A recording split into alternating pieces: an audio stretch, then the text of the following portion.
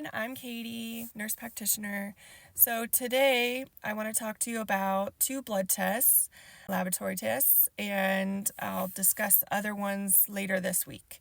So the two I want to talk to you about is the CBC and CMP. These are the basic blood tests that we run on many of our patients. But the CBC is a complete blood count. So this looks at white blood cells and red blood cells. Red blood cells, as we all know, we can detect anemia, whether you're bleeding or have some kind of disorder. This can be very helpful. And white blood cells can see if there's an infection or some kind of immune thing going on. And then our chemistry panel looks at our kidney function, our liver function, and some of the electrolytes.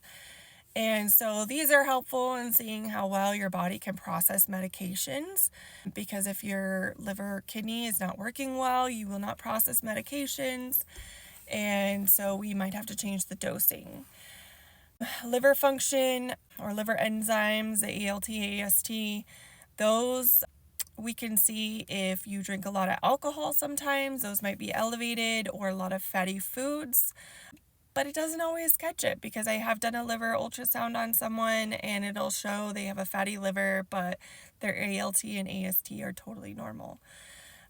So labs can tell you a lot, but they don't always tell us the whole picture. So I have patients come in and say, great, my labs are all normal, I don't have cancer. This could be true, but it's not always true. I have had quite a few patients that their labs look perfect, and then they come back and they just had a colonoscopy and now they have colon cancer. So this is especially important why we still get our screenings done, like I talked about last week, because we cannot solely rely on these blood tests. Even though they are a great tool for us, we can't rely. We have other tests to check for other cancers. So that's all for now. Have a good day. Bye.